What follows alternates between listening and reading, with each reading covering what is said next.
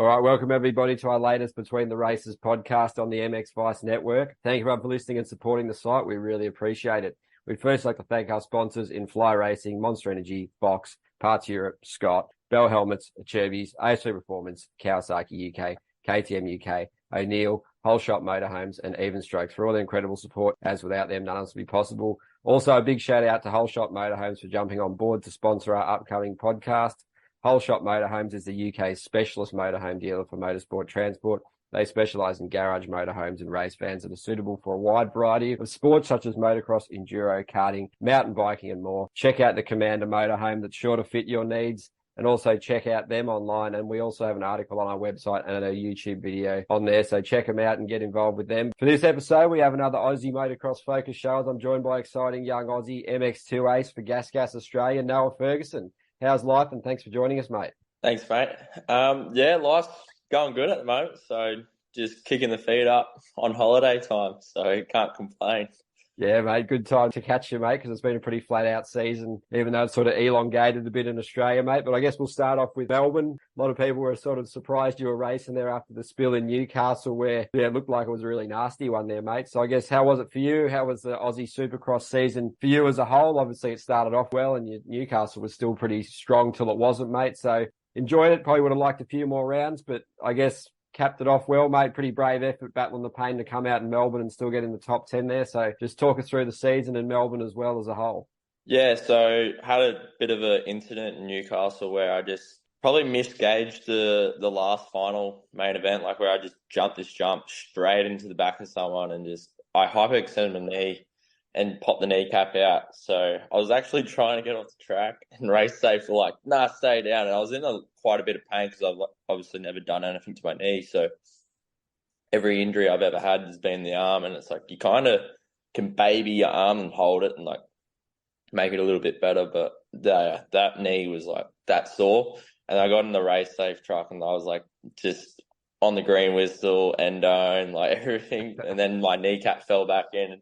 As soon as that happened, I was like, oh, sweet. So, but I went and got MRIs, got all that checked out, ran through all the tests, and then, it was just like a waiting game to race Marvel. But yeah, Newcastle was like, it's a cool track and everything, but it was so slippery, like so slippery. So it made it kind of tricky, like, but it was a cool event. And then, yeah, Melbourne, it was a bit of a scramble. I turned up on the Thursday to go test ride and do some clearance testing and see if the knee was okay, to see if I was allowed to ride, and just make sure if I could do the one last hit out for the year. And probably the biggest race of the year, I'd say. So went down there, and on the way to the test track, I forgot my gear bag. So that was all sick. Got halfway there, and then freaking had to borrow some gear, rode for 10 minutes, head back to Marvel, and then went to the race safe crew, and then got the all clear. So we turned up Friday night and just pretty much just rode my own race. I went out there, like I wasn't looking forward to doing anything stupid or just trying to ride out of my comfort zone. I said to me, old man, I was participating, but like I got 8th overall. I did some not bad riding, but I just wasn't comfortable. So it wasn't myself, wasn't that aggressive riding where you need to be, where like I nearly got lapped by Max Yancey, which I'd like to be on the podium with him, but yeah, it is what it is. But I was just happy to be there. It's such a cool event and like such a massive stadium. So yeah, it was huge, wasn't it? And how did that compare to Adelaide? Obviously you did well there, but sort of pretty stark contrast between those two, isn't it? Yeah, Adelaide was like, the size difference doesn't even compare. Like the start straight in Melbourne was literally Adelaide. So, but the atmosphere on like all the venues was good. I will say that. Like the only problem I'd say with Adelaide was it just was really dark with racing. So that was the only struggle, where Marvel and Newcastle it's so bright. It's such a big stadium. So you get so much more room to see, where it was the entertainment centre in Adelaide was just dark and gloomy. But the only good thing is like everyone's so close together. Yeah. Which was cool. But the only downfall with that is 10 gates, where there was a lot of factory riders that didn't even line up. Yeah. So, like, if you top 10, it's almost a win in itself. But I know there's a few people, like myself, I got 8th at round 1, and Crawford got 9th, and he ended up 2nd in the championship. So that's where, like, this series was so short, but it's so crazy because they had that Triple Crown at Newcastle where it was like 3 wins is like, I think it was 75 points or whatever it was. So, which is massive. Like, I don't think they have that up for grabs anywhere. So, like, it kind of helps. If you do well, it helps out. If you do crap, you complain about it. Yeah, it's hard with the format, isn't it? I suppose they wanted to get more point scoring motos in because the series is so short. But yeah, hopefully, talking to Mick a few times, he's definitely, looking at extending the series and bringing it to Queensland as well next year, which should be happening. So that's a pretty cool thing to look forward to you and your family and your circle as well, mate, going back home for a round, because that's kind of the hub of motocross in Australia in a lot of ways, isn't it? Yeah, I reckon that if they go to Queensland, it'll be probably like it'll be big, just as big as Melbourne. I know a lot of people that head down to Melbourne Supercross, let alone to one in Queensland. Like, every time that I go to Melbourne, it's like you forget about all your mates that live up there and whatnot, and then you see them down somewhere. It's like all these guys are from Queensland just coming to watch. So, like, to have one in Queensland, I'd say would probably be the biggest, I reckon. Like, we have the biggest, I'd say, privateer riders, I reckon. Yep. Privateer base riders from Queensland, I reckon, at race. And it's just good in that way to see them support the sport and head down and just watch World Supercross or Australian Supercross. Yeah, it's in a pretty good spot, isn't it, when you see that kind of stuff happening, mate? Because it's certainly, these days it's even probably more expensive than it has been in the past, and just hire cars and everything. It's pretty brutal. So it's good to see, for the state of the sport that there's that much interest. Because, yeah, even at Newcastle where I was, made the trip down, and it was pumping there to, I think, 16,500, which is, that's a pretty good number for anything to do with sport in Australia that's not like AFL or NRL. So, they're doing a good job promoting it, and there's a great entry list, like you were saying, and, all those heavy hitters like Max Anstey. So, I guess back to you, mate. How have you found your progress has been for the Supercross season? Obviously, your second sort of full-time Supercross season. Obviously you'd like more racing, but you're happy with the progress, mate. You seem to pick it up really quickly. The timing's all pretty good. The judgment's coming along really well. So obviously there's some areas for improvement, like with anything, mate, but you're happy with it so far and just want to keep getting better and have more races to get, more experience. Yeah. So, like, second season, the only downfall to that is that it's so short. So, like, I've done, 7 races to a pro career, and that's second season. So, that in the States, that's what one whole season is. I think it's like 8 rounds for one season or whatever it is for them guys, and the 250 east or west. So I'd like, if there was 6 rounds for Australian Championship, that would be sick. Like, we went to, say, Melbourne, Adelaide, Queensland, Perth, and then doubled up on another place or whatever somewhere. I don't reckon, like, we went to Wagga one year. I don't reckon we should go back inland in December, but that place was pretty sick. Like, their track was massive, and it was like a proper spec track. So that was sick, but definitely don't do that in December again, because that was just hot, dry, and sunny. So there's a lot of choice words about that one. Yeah, we could not see a thing. So I remember being on the start line for that one and just going, we're not starting this race. Like, everyone just turned their bike off, and they're like, those officials were like, what's going on? We're like, we can't see. Like, the sun was in our eyes and everything. So, but that would be cool, I reckon. Like, obviously, Supercross is growing again in Australia, I think, so, which is good. But the only problem is it's nowadays everything's going so through the roof with the prices, so just makes it hard with that accommodation, like for fans and stuff. So choosing venues and all those things makes it hard too, because you got to kind of cater for the right venue. You want to sell it out, but then you don't want to blow the budget out and then not be able to afford it. I think that's what we had happen with another Supercross series, but it's like those things you kind of can't judge on when it's up to the population to decide what they want to do on a weekend.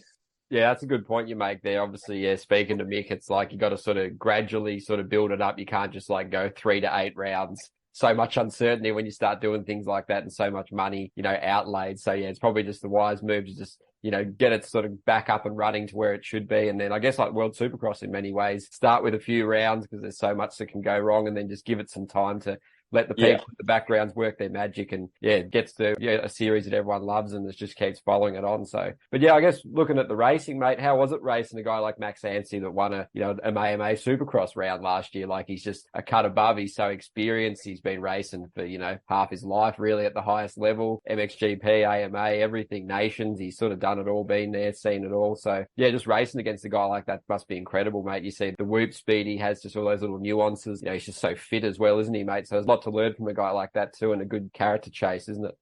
Yeah, definitely. So I think the biggest thing is his racecraft in Supercross, and then just coming with confidence. Like, the biggest thing is, like, he knows, like, and I'm not sure if this is in the States as well, but him on the start line, I think this is where a lot of riders like myself, like, I struggle with as well. On the start line, he knows that he's going to be a top rider. So, like, he's already beat half of his before the races even begin, like when we're all like, oh, I hope we get a good start. Like, it's not really his problem if he gets a bad start, a good start. Like, you see him blow through the field when he got a bad start in Melbourne. So it's like those little things, the racecraft, and then just being able to pull out little jumps here and there. Like, I know there was a 3 quad that he pulled out in the main event at Melbourne. So it was like, just to pull them out halfway through a main event and just pull the trigger on it, it's like, yeah, okay, all right, we got some work to do. But it's like those things, and then I think the biggest thing is the whoop speed. Like, everyone can do the rhythms and whatnot and jump that and hit corners, but the corners and the whoops is the biggest bit where you gain your speed, and obviously clicking up gears through rhythms and staying low. I think that's soaking up jumps. Like, there was a lot of us riders in Australia probably struggle. We just try and get through the rhythm without tagging and stuff. But like, when you're racing it, it's a total different speed of where you're staying low and you're actually racing it and doing it. But it's like, when those riders come over, and you even watch like the World Supercross nights, like Ken Rocks, and like, you're just like blown away. It's like, okay, they can do that. So, but I think that's the biggest thing with him. Like, he's just so confident. Like, the whoops would be the biggest. Like, the Marvel whoops were pretty big and sharp. So he'd like come through, blow through the outside, and just like be on top through the whole of them. So like, where a lot of us were like, oh, a bit tentative, didn't hit the corner good, we'll pull out. Yeah. So it's just those little things of like being able to hit his marks every lap and just staying consistent. Yeah. So I suppose it's like he grew up in a lot of ways on Supercross before going to the GPs after, obviously growing up in England. So yeah, there's so much body of work behind all that he's doing, so you sort of got to give him respect. And yeah, it's a good point you make about the mentality of racers like that, mate, on the gate. They sort of just have so much confidence in themselves and their skill level, and the bike as well comes down to it. So what are sort of key areas for growth that you're pointing out? Obviously the mentality was one of them, and also some of the areas in Supercross that make you so good at it. Yeah, definitely. That's what the other thing is. Like, you'd be at home and you just watch some YouTube, but you don't realize like how much experience he really does have. Like, where I was watching something the other week where there's like I think it was a 2011 MXGP, and it was like Ken Rocks and Jeffrey Hurlings and Max Anstie. And it's like, yeah, okay, this guy's been around for yonks. It's like, I remember in 2011 I was on a 50. So yeah.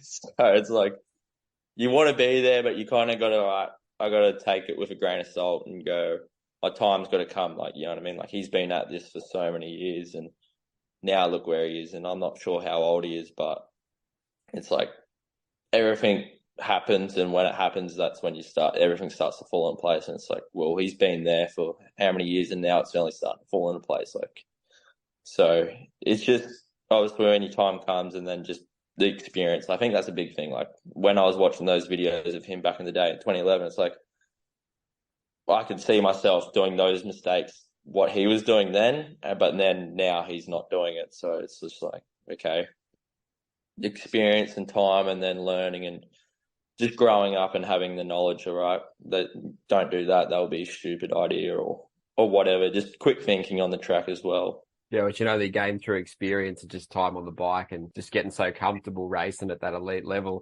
And, you listen to him talk about going through the whoops even at Newcastle, and they bit so many people there too. And he was like clicking up the fifth gear, trying to get the traction. And, a lot of guys were struggling through them. That just sort of shows the class that you guys want to reach, isn't it, mate? Because, yeah, it's not easy, those whoops, mate, because the mindset going into them is like, there's a reason why there's only so few, elite supercross riders in the world, because that's no joke, is it, mate? No, definitely not. And those words caught a lot of people out. Like, I remember by the end of the night in the second main event, I was just jumping for them and going to the inside, which, like, I was struggling through them all day when they got cupped out. And it's like those little things, being confident to lug your bike through the corner and having enough speed to get through them. But just those little things to pick up. And then I know throughout the day, it's like, when I go back and watch it, it's like you watch little things on the tape and it's like, all right, he wasn't even sitting down. He was standing through that section, and just little things like that to just get body weight in right spots and not put your leg out and save time here and there. It's just, you like kind of switch onto those things when you watch things back. But in that moment, it's like, oh, what am I doing wrong? What am I doing wrong? So like, I think those are the good things, like to have him here in Australia and especially for that SX3 title, like a lot of those riders, I'd probably be like, if I'd race, I'd be on the sideline straight away watching 450 and 250. Yeah. That's cool, your approach, mate. You're very analytical about it all, like so much sort of nuance, everything you spot, which is impressive for a rider so young, mate. And, that's sort of like coaching stuff for the future. Definitely holds you in good stead if you ever wanted to do that, for sure, mate. But yeah, looking at, obviously you mentioned Anstey and some of those other guys, Rocks and World Supercross. When you look at AMA Supercross, who are some of the guys that you're watching, for techniques and pointers? Obviously Jet Lawrence is, pretty phenomenal, everything he does. The Lawrence brothers too, racing against him when you were younger, but yeah, just the head movement, the stability, the balance, everything, the feet, you probably look for them as sort of markers, but you can go fast a lot of different ways when you look at people like Tomac and Deegan as well, can't you, mate? And then Sexton and Christian Craig. There's just so many cool guys that all do things in a different way, but still are ridiculously fast, mate. So that's a good thing about motocross. It's like, the Ricky Carmichael, James Stewart days, Chad Reed, they get it done in different ways. So it's kind of cool, mate, for people that have if you're not a tall guy, or if you're a smaller guy, you can still be fast, can't you? But which are the ones that you're looking out for? Yeah, it's kind of hard. Like, everyone's obviously got their unique style, which I think everyone's got their own style. It's just putting it all into what works as well. Like, I grown up with riding at Roy's Road with Hunter and Jet, and then they went overseas, I think, on like when Jet was on a 65 or 85 and Hunter was on a 125, and it was like Hunter had his style cemented on a 125 before he even went overseas, and it was like that was him done dusted. And so was Jet. Jet's style was picture perfect, and everyone goes, oh, he got that style when he was in Europe. And it's like, I remember the days at Roy's Road, it was like on an 85, and like everything was perfect. So like where it was like, I'd say myself, where I was like riding it, was like, I'm just riding for fun, man. Like I'm riding for fun. Like legs would come off, and it was like, nah, it's all good, like type thing. So I think that was the biggest thing, is like you got to picture your riding style back then and get onto it early before like it gets too late. Well, it's not too late. You can always fix it, but try and correct it before it gets too late.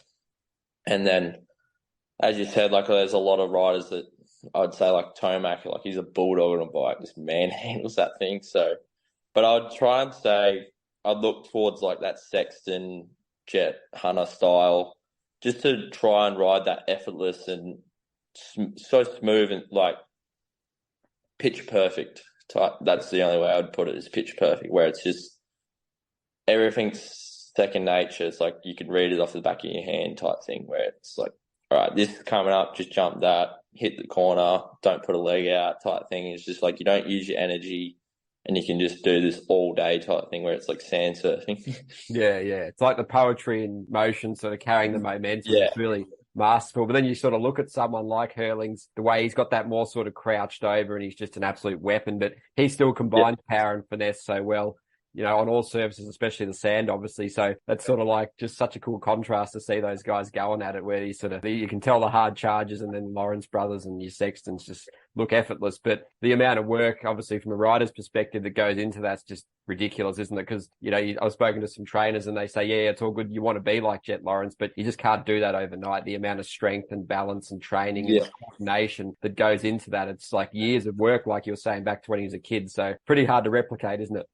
Yeah, definitely. I remember I'd go to their house after school and stuff. Like me and Jet used to go to school together, which is like not many people know. So I'd go there like after school or Roy's Road or whatever, and like they would have like man-made BMX jumps and like whoops and stuff. And like I remember going there and he could like manual through them on a push bike, and it'd be like, okay, like everyone goes through like, oh, he's so good at manualing. It's like BMX used to do that. Yeah. So it's just like little things like that. It's like they were so switched on with little things like that, where it was BMX could have done that, and then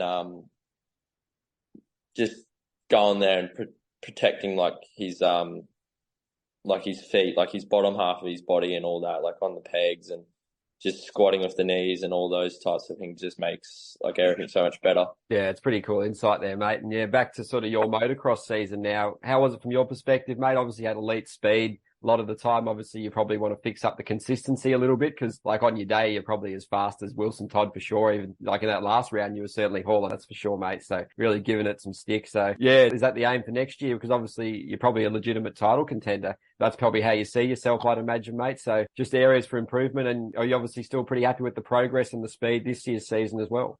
Yeah, definitely. So that's the aim of the game. I think the biggest thing is like the start of this year, turned up to one faggy. I had the speed, had everything sorted, and then obviously that tragedy went down there, which is so unfortunate.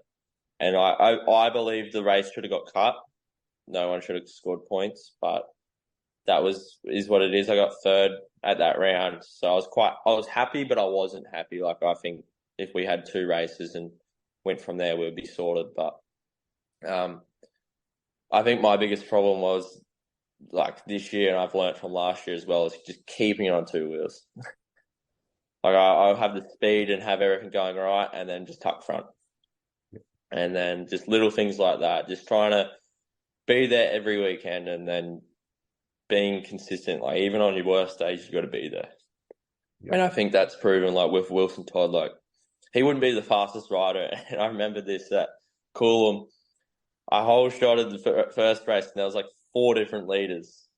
I whole shotted, I was winning, crash, and then someone else was winning, crash, someone else was winning, crash.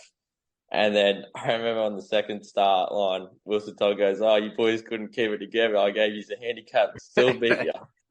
It was like probably the funniest thing he's ever said, because he doesn't say much, but I was like, it's so true, because like he started from so back, but let the race come to him. And I think that's where I've got to learn, like, you've got so much time in a motocross race where you just got to let the race come to you and not overthink it and over push it. Like once the start happens, like, yes, you got to be there, but you got to put yourself in a good spot on the start, and then just let it come to you and let it just tick off the laps, because there's so much that can go wrong, where things like that, where he's like, I think he was like 10th place, and then he ended up winning by like half the track. So it's like, it's a bit annoying, but it's like you see those things and you're like, okay, I got to learn from that and be better, and just use my head a little bit wiser and not over push it. And like, if someone's faster than me, you let them pass and tack onto the back of them and then go from there, and then try and pass them at the end or whatever. Just not be so stupid and a radical. Yeah, it's a good point, mate. Obviously, the patience, you've obviously noticed it's a problem. So, yeah, just putting it into action, you've got a good framework there, mate. So, and yeah, interesting point you made, just keeping it up, because that was pretty much what Adamo did to win the MX2 World Championship aboard the KTM. And, I've done a few podcasts with him, and he just said, if I wasn't feeling it, like you said, just let someone go past and still consolidate a decent 5th to 3rd or whatever, because that's probably be most weeks if you do stay up. So even, battling for wins, like you said, stuff happens to other people. So he was just sort of the mindset, if I'm not feeling it, I'll just take something. And Tomac's been pretty good at that over the years. And kind of do nothing more, nothing less. So Yeah, that's the mindset, mate. And you probably are, priming yourself for a title challenge outdoors and I guess in Supercross when the time comes. So that's the aim, mate. Heading in and looking for that. yeah, hopefully. Yeah, hopefully. So that definitely, like, I think that's like, you just got to, my biggest problem would be injuries. Like, I raced round 1 last year, or this year, sorry. And then we had a week off and it was the second round.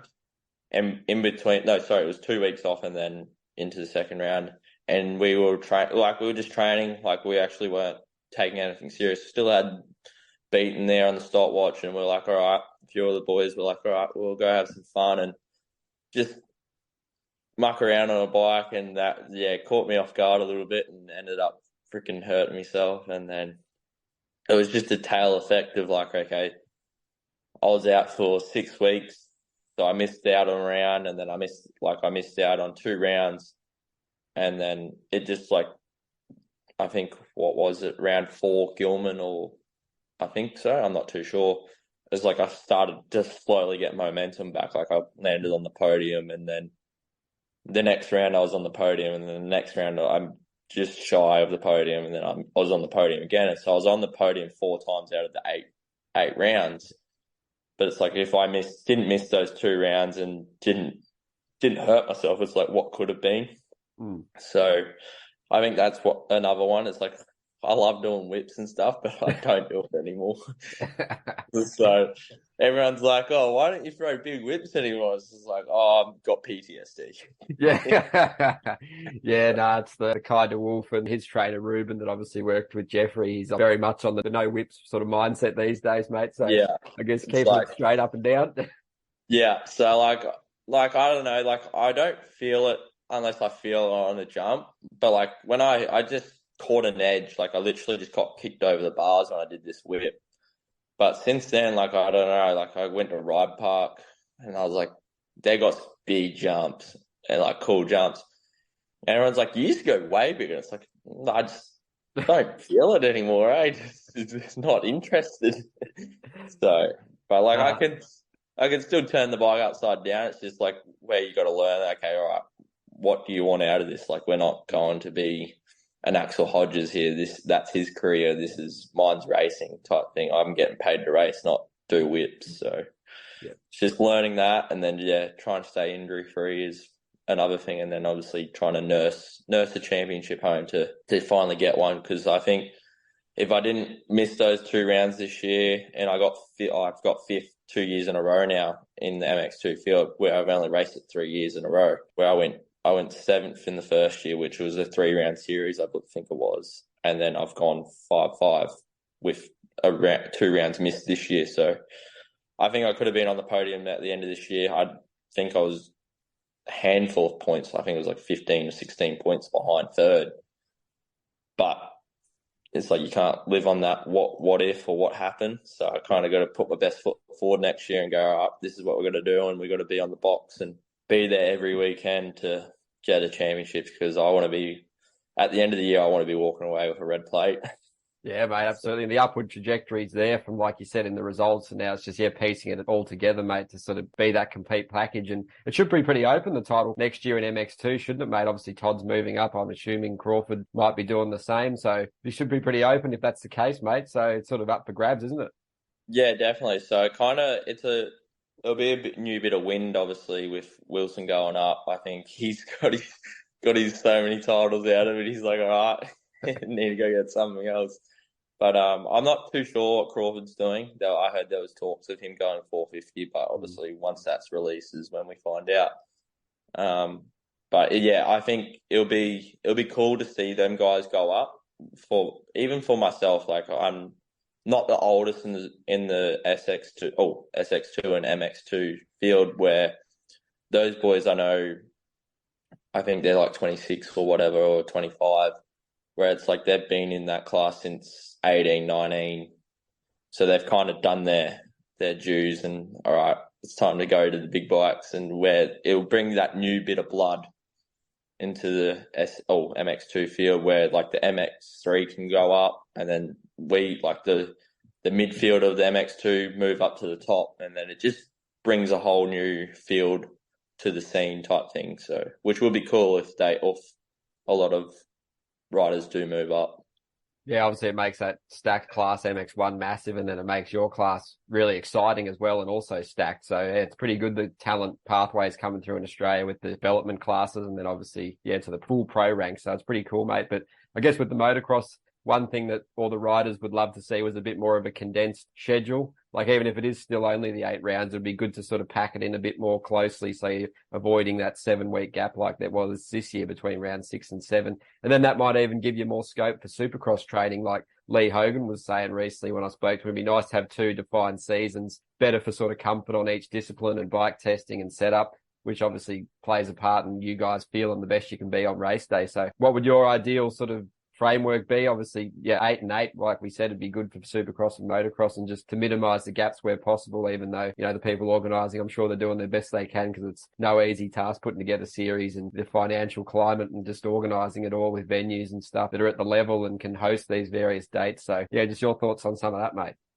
Yeah, I reckon it's hard to say because obviously we're not in the shoes of organising and everything, and with the financial and then trying to get facilities and all those things. But personally, I'd love the outdoor season to be at least 10 rounds.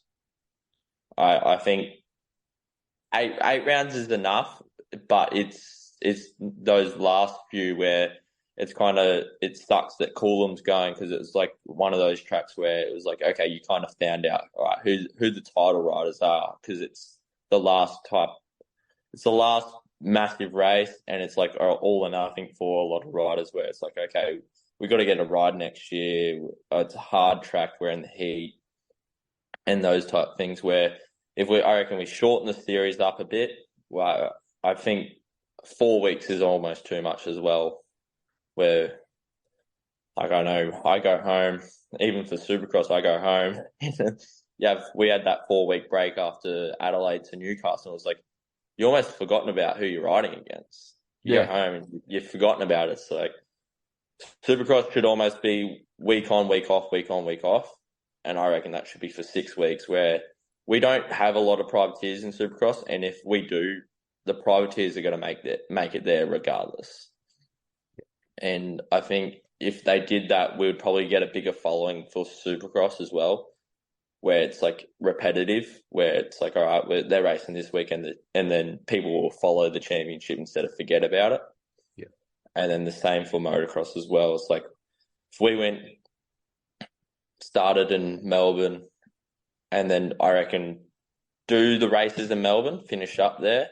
So do, say, a race, have 2 weeks off, and then on the third weekend race again in Melbourne, or 2 weeks later or whatever. Just I'd do it in the same month. Do 2 races there, 2 races in another state, and 2 races in the other. Like, just do that everywhere. I think that would be better off, instead of here, there, everywhere. Like, I think we should just, okay, race in Melbourne. Okay, they can leave their car there. Like, privateers can leave their cars there and fly home or whatever, and leave their stuff there, so they're not travelling all around the globe, driving from Melbourne back to Queensland, back to Melbourne for the next round. It's like, well, why don't we just get it done and dusted? And I think they should do that over a 14-week period, I reckon. 14. I think that would be a really good idea. Like, try and just smash it out, because I worked it out to this year where we trained, I think it was 38 weeks. I think it was something like, I think it was 38 to 34 weeks we trained this year, and we raced, we did 13 races. Yeah. 13 race weekends. Wow. I suppose in America they have 31 race weekends, and in the GPs it's around that 20. So, yeah. So, like, half our series is, we're just training. Like, we're just hanging around training, and that's where that potential of crashing and then burnt out, and then you only get better if you're racing. And that's my honest opinion. I feel like I've grown up with my old man saying, you're only as good as your last race. So it's so true, though. Like, that's when you finished, and that's where you got to start again, is that 5th place or whatever you finished in. So I think if they shortened it up, it would bring a bit more excitement, a bit more closure to the sport, where it's like, all right, they're racing here, they're going to be here, they're going to be here. Like, we don't need to go to the flash venues. We just need to make it televised and live. Yeah. And you got to get the following regardless. So I think that's where AMA is really good, where they go to those big tracks for the start of the year, and then they go out Whoop Whoop or wherever, because America's so big. But half the time there's like only 4,000 people there. Sometimes it's only like Redbud, Parla, and I think it's Thunder Valley or somewhere else, Southwick. Sorry, when they go there, where they're getting those crowds. But the biggest thing as well is they only race those tracks for the big events. Yeah. And I think that's where, like, if we went back to some old big venues, like where we got Coonabarabran, Conondale, like some good classic massive outdoor tracks where you'd get some good racing. Like, I'm not sure if you've seen like Coonabarabran back in, like, I think it was 2013. It was like, that track was so sick. So there's some ideas, mate. Is there any whispers of what you're hearing's going on the calendar for next year, or like a Harvey Bay or something like that? Or because obviously they got to replace Coolum, so and obviously they've added Horsham to this year's calendar. So yeah, there's obviously they've got some stuff in the works. They're probably going to drop soon. But I'm not too sure. Another Queensland one, surely. I've heard Toowoomba's last round. That's all I've heard. So I've heard Toowoomba's last round and Wonthaggi's round 1, and round 2's Horsham. Yep. Are you happy about going back to Wonthaggi for round 1? Obviously, there was a lot of debate about that on the socials, with the web posts about the news saying that they're going back there. Do you think, that what's your take on it as a rider? Honestly, like, it is what it is, but I think it would be cool to see a new place for round 1. Like, since I've raced nationals on I think at an 85, sorry, I've done the Rookie Cup since an 85.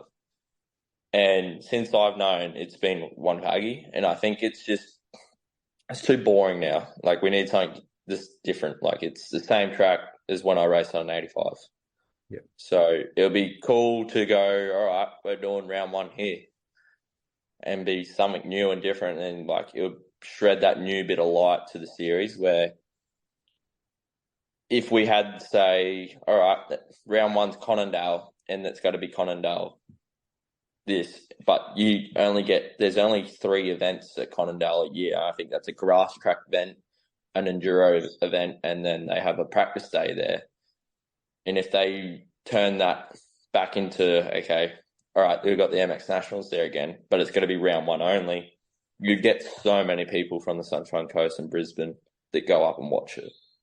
Yeah, it kind of like makes sense how they have A1 in California, where there's so much of the industry in that state, and so much of riders are in Queensland. So you'd probably get that uptick as well in terms of coverage and excitement and attendance. I think a lot and the biggest thing is privateers. A lot of privateers from Queensland. Yeah. I think that's the biggest hitter, is the privateers are from Queensland. And a lot of, it's kind of like Parla, how they do the round 1, like where they make round, like, it's kind of hard to say because America's its own. They got their tracks where they only touch them one time of the year. So it's like, if we could kind of go, all right, Conondale and this track are got to be only for national spec only, and then they close up shop. That, I think that would bring a bit more excitement, because no one gets to ride them as well. So it's like, all right, no one's rode this track for the whole year. Then we're going to turn up, and it's everyone's on a playing field where you turn up. And I've done a handful of laps around Coolum, but like, I know how everything works there. So it's like, I can go away and come back and still know what it's like. So if we had some new tracks where it's like, all right, Wonthaggi's out of the occasion, who's going to be your round winner then? So, because your fan favourites like Webster and all those boys, myself as well, that ride down there flat out pre-season. It's like, I know everyone from the Sunshine Coast is like, they got an advantage. And it's like, no, it's not an advantage. I think that it's just riding, getting familiar with the atmosphere around the place. I think that's what needs to change. It's not actually the track, because the track's different every time I've rode it. Yeah. Especially this year. I remember it was ripped that deep. I've never rode it that deep before, and wet. And everyone's like, oh, you've definitely rode it like that. And I was like, there's not a chance. Like, I was like, it's half my waist deep today. So.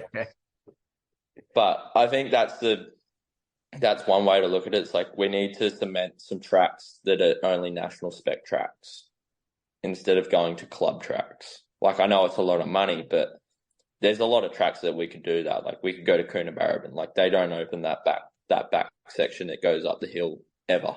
Like, I don't think they've opened it ever since the Nationals there in 2013 or whatever it was. So if they could do that, like, everyone will be like, holy shit, this is thick. So, and then go back to Wanneroo or something over in WA, just to make something new and light again. Because like, there's only a handful of WA riders that come and do our series. So if we went over there, it'd be like, all right, okay, the privateers get a chance as well.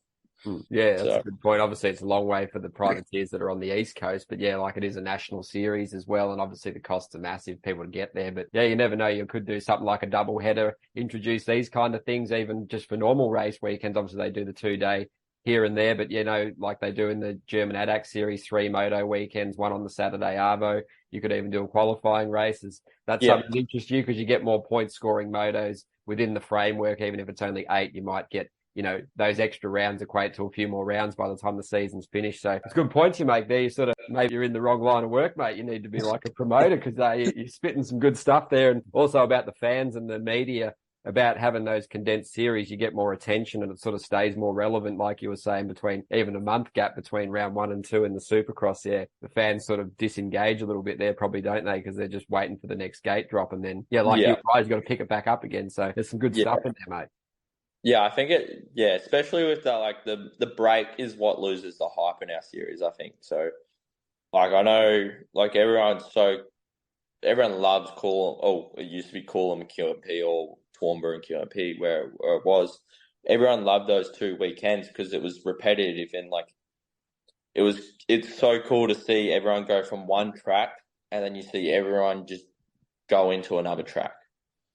So it's like, the whole motocross community just like relocates just for that. So it's like the privateers, they still going home and going to work or whatever, but the teams, like, that's their job. So they can live on the road or live, like, I know it's expensive for the teams to fund that, but there is a budget there, but they probably don't touch, where it makes it hard.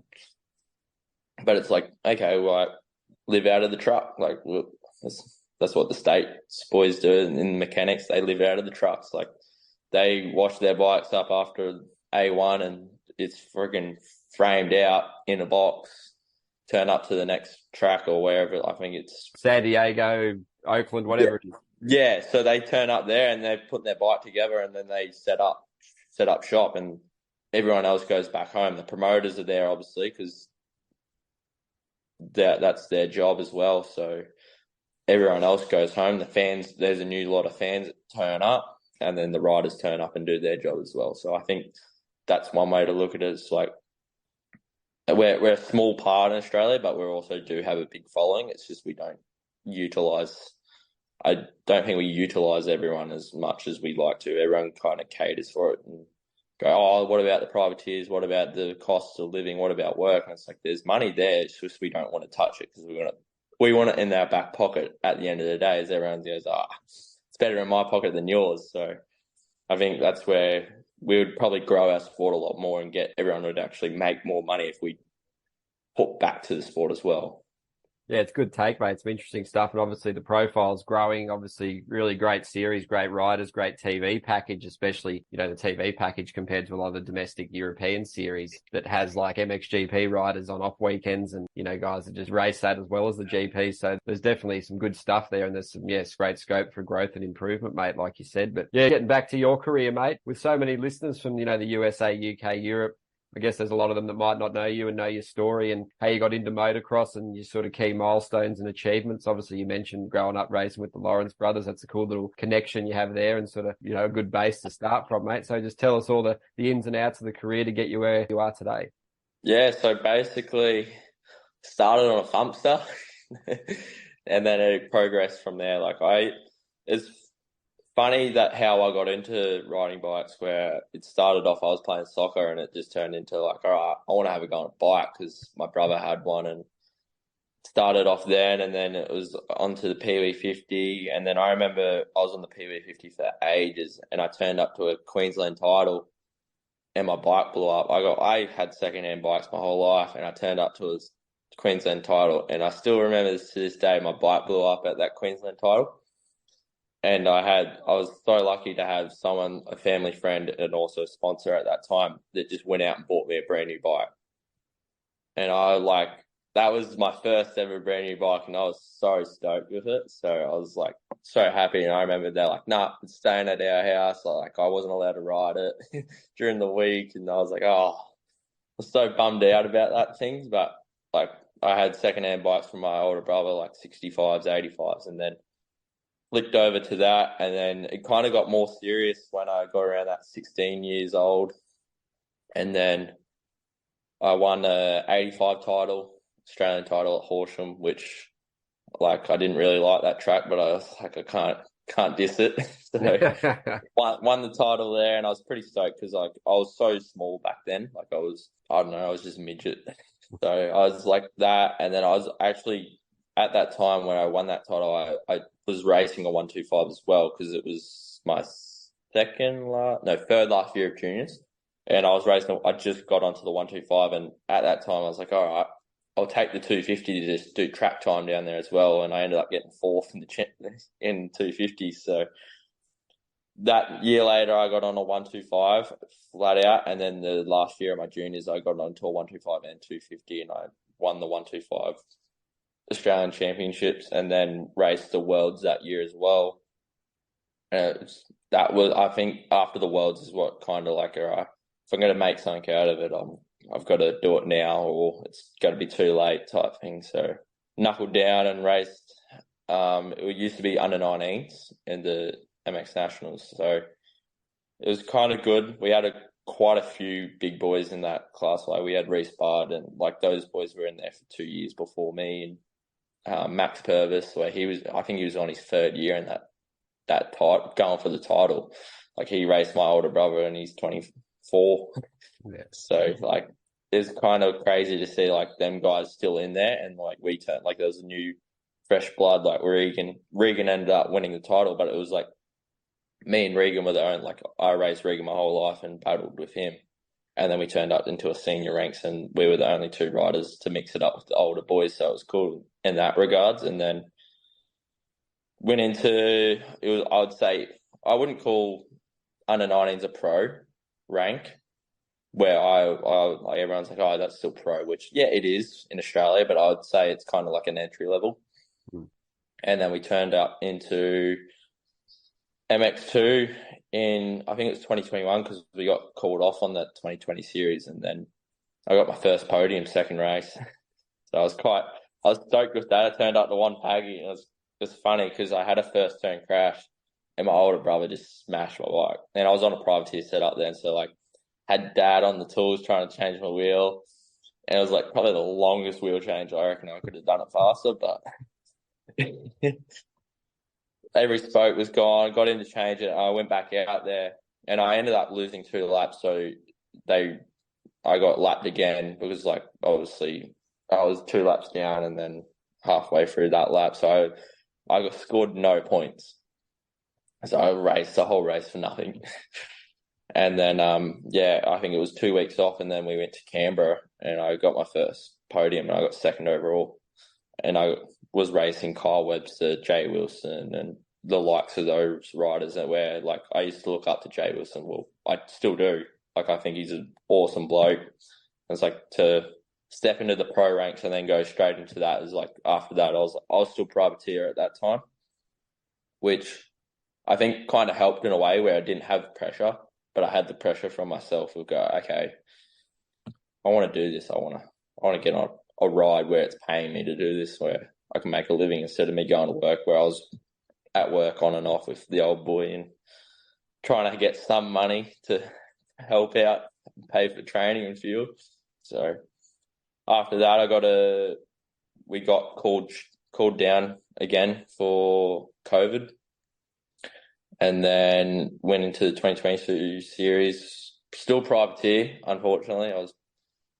I thought I would have done enough to one podium to go, okay, like, all right. But I went privateer again that year, which I had a lot of personal sponsors and a lot of people that helped me out. Like, I can't thank them enough. And that year was probably the best year in growth for me, because I was full-time in Ross Beaton's program.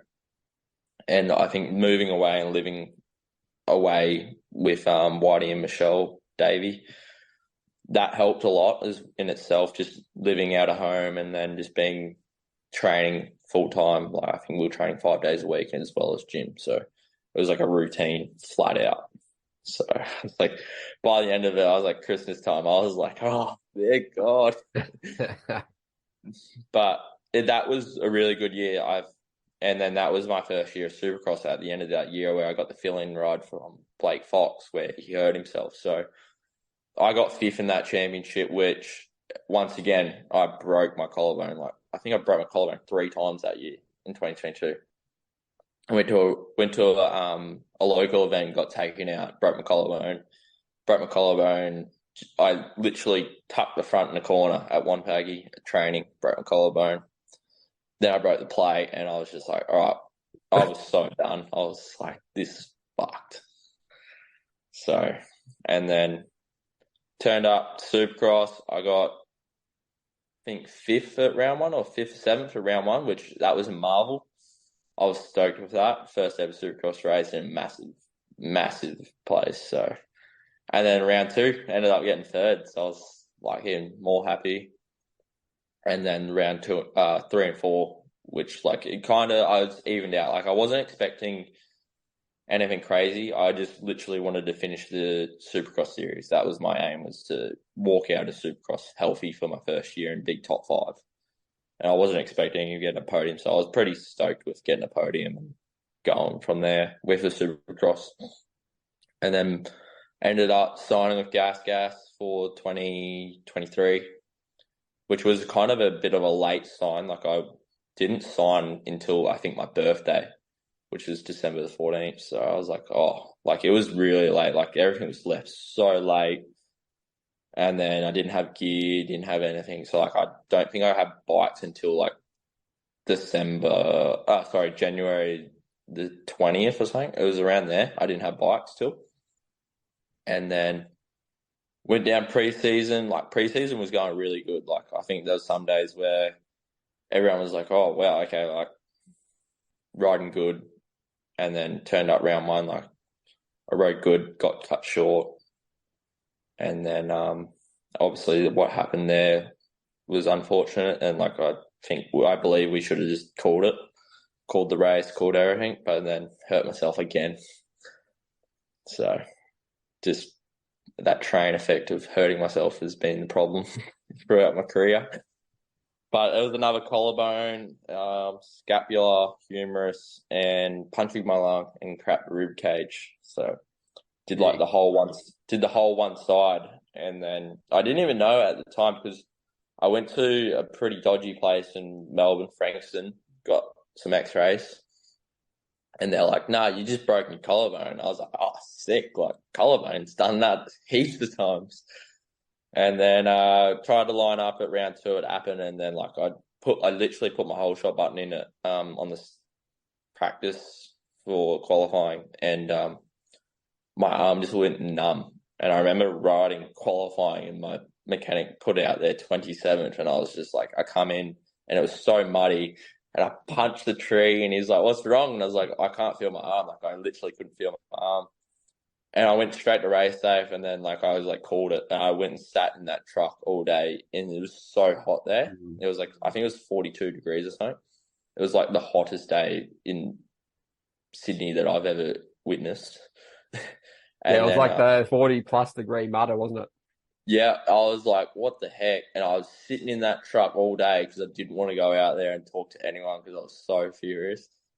And I got in my car because I ended up driving to that round because I obviously broke my collarbone, and I was like, all right, I'll just drive up because I don't want my arm to swell. And I got in the car and I drove all the way from Sydney back to Melbourne. I was like so pissed off. I drove back that night. And I turned up Monday morning to the MRI place, and I think I had like 3 scans that week and worked out what was wrong. And then I think it was 6 to 7 weeks off, which kind of worked with the break in that way. But in saying that, I was so off it. Like, I didn't even want to ride. Like, I turned up to the next round and it was another mutter. Crashed again, heard it, and I was like, fucking hell. And then kind of got into the swing of things. Started getting some podiums. I think I got 4 podiums for the year. Every one was a 3rd place, which I was pretty bummed about, but I'd take what I could get at the time.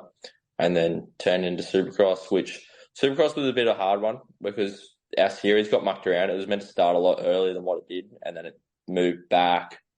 Then they moved venues, and like I think we were meant to start in Marvel round 1 and then go into December and all that. So I was like, all right, I can kick the feet up for a little bit, and then turns out I can't.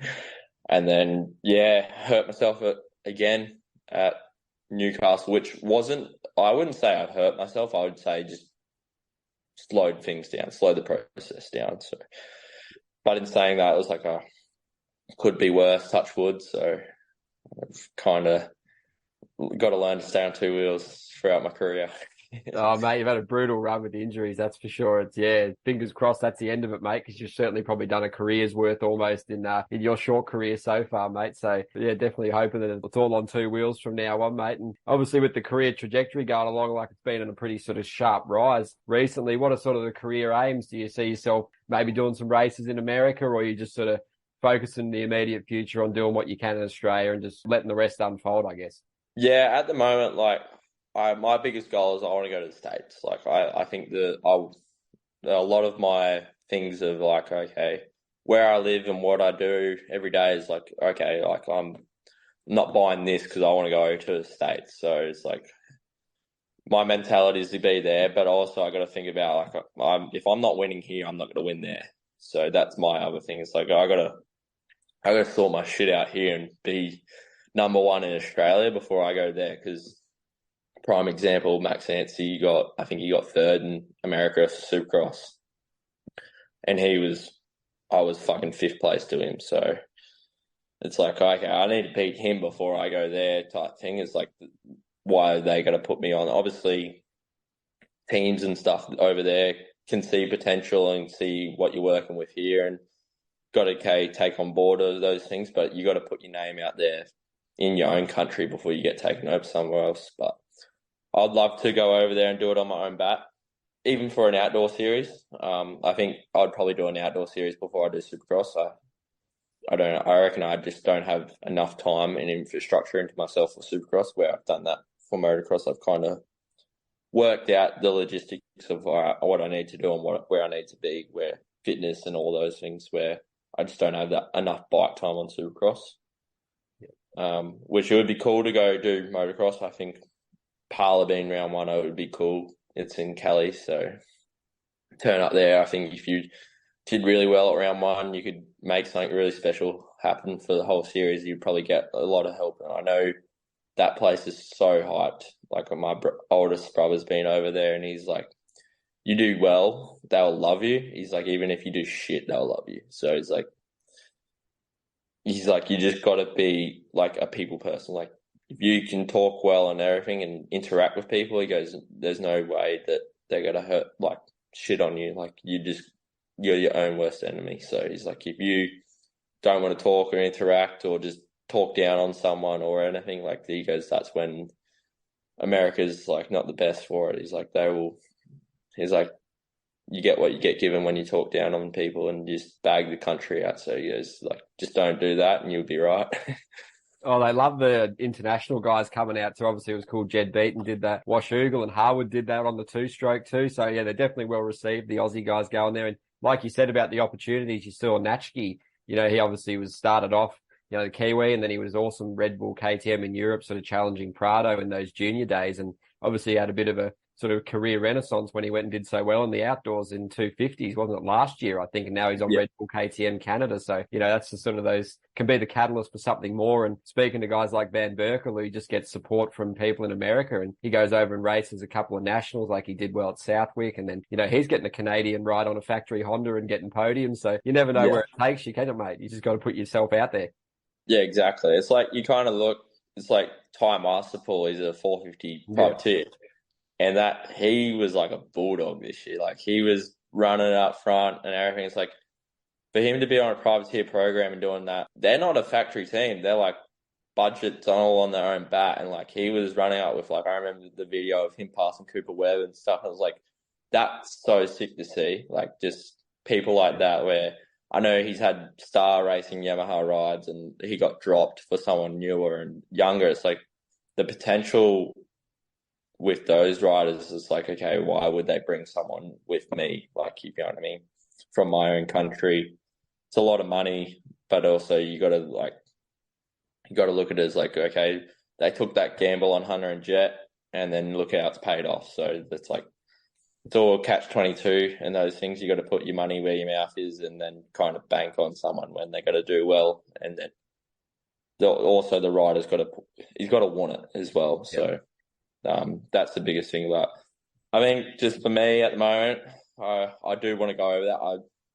It might come, it might not. It's not planned to go over there, but I do definitely want to go over the States next year, or the year after, even if that's racing part-time or full-time. But it's definitely a goal of mine to get over there as soon as I can. Like, I know I've spoken about it for numerous amount of years to my mum and dad, and like, I'm going. I remember this, like, I think it was last year actually. I was like, I've got all this money saved up. I was like, I'm going, I'm not racing. And they're like, what are you going to do? I was like, I'll just live out of the caravan. And they're like, where? And I said, I'll make it up on the way. And then, but it was just like those things. It's like, I think that's the one thing I've learned. It's like, if you don't just do it, you're never going to do it. So I think that's where it's like, I'm just going to, there's no going to be planning or anything. It's just going to be like, I'm packing my shit up and going. Yeah, good, mate. It's good to have goals and ambitions and, dreams to chase, because, it keeps you hungry as well, mate. And, obviously, big year ahead for you in Australia, mate, and you never know what the future holds. It's really awesome to see that, mate. So I guess, to close it up, we've already done over an hour here. What are sort of obviously the pre-season plans probably aren't locked in, but have you got sort of a start date as you build up towards the next season where you're, aiming for great things? So, it's obviously, no matter where you are, it's going to be brutal in that Aussie summer, isn't it, mate? Yeah, definitely. So especially, I'm not too sure where I'm going to be based yet. So have a few meetings and then obviously talk to the family and just try and decide, because at the moment I'm trying to just find out where I'm living and then make a plan from there, and then work out the logistics of who I'm training with, where I'm training, and then what the plan is for the year. But yeah, it's going to be hard, like, especially no matter where you are. Like, I think Melbourne's the only place that's cool in summer. But like, if I was going to train anywhere, training in summer and then you race in winter, you kind of get no benefit regardless. Like, I remember turning up. You race in Queensland and train in Queensland all pre-season, then you turn up to one pag and it's like ice. Yeah. So like, you kind of got to get used to riding in the cold as well. So it's hard in that, because like your hands and all that are so cold, where it's good to race pre-season. Like, you get really fit or racing in pre-season in Queensland, but it's like you're racing winter. So like, you might as well just go down to Melbourne where it's cold and get used to riding cold and being like, trying to warm your body up and be right with that. So it's just trying to work out that. I have a few meetings this end of this week actually, so to work all that out and then go from there. But I'll probably start up around where I normally do, around that 20-day mark on January. So gives you about, I think it's like 8 weeks or something. I think, I'm not too sure, 8 weeks pre-season, which I think that's still a bit too much. I'd probably minimise that a bit. Yeah. But it just limits that hurting factor, because our motocross season just drags out. Yeah, and obviously a lot of the brutal stuff gets done in that sort of time, building the base, mate. So you want to be as primed as possible without those pre-season injuries. And so between now and then, mate, you're obviously on a little bit of a break now, and then maybe you like doing stuff outside of motocross, like having a hit of golf, this kind of stuff, getting out in the water for a surf. So a bit of that go on between now and then. Yeah, so I went and swung a club the other day. So just, I don't know, just something different. Like, I don't know, gets you out of the house instead of just, all right, thinking about bikes, because it kind of gets mind numbing when you go, I've got to ride my bike. So, but no, I've locked the bike away for the month. I'll have Christmas, New Year's, bit of downtime, because we don't really get it much, obviously, through the year with training. Like, I we train so much. It's regardless. So I'll still obviously ride. I want to go ride and just camp with my mates and go ride some tracks and just have fun and ride. Even riding in the bush, like I love that stuff. Like just go and put trail riding and stuff, which I did that last year, and it was like some of the funnest days over Christmas where you just go with your mates and you can go have a ball instead of on the motocross track clocking laps. So it kind of just gets boring after a while, but it's obviously my job, but you got to kind of keep it fun as well. So, but I'll hit the bike out a few times, see what everyone's up to. Got a lot of mates like Max Whale and Kai Thompson and all those boys that back from the UK and US from flat track. So we'll probably go do something, make something fun. Yeah, mate. Then come out recalibrated, ready for 24 and just, refreshed, ready to sort of attack it. That's probably the best bet to go. And before I let you go, mate, just anyone you'd like to thank in particular, obviously the team, family, friends, sponsors, just give you a chance to do that now because obviously they're very integral components of your plan and your program. Yeah, definitely. So I'd like to thank, obviously me mechanic. I haven't released any future plans yet, but obviously everyone knows that I'm not with Gas, so I'd give them a massive shout out.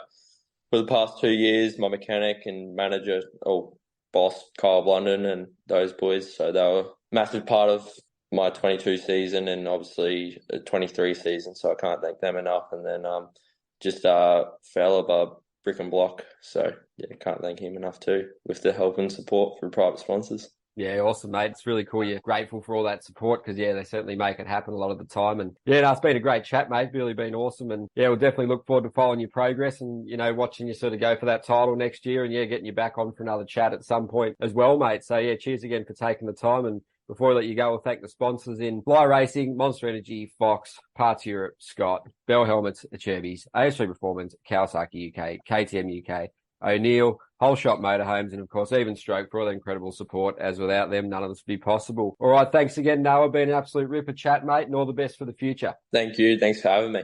No worries, mate. All the best.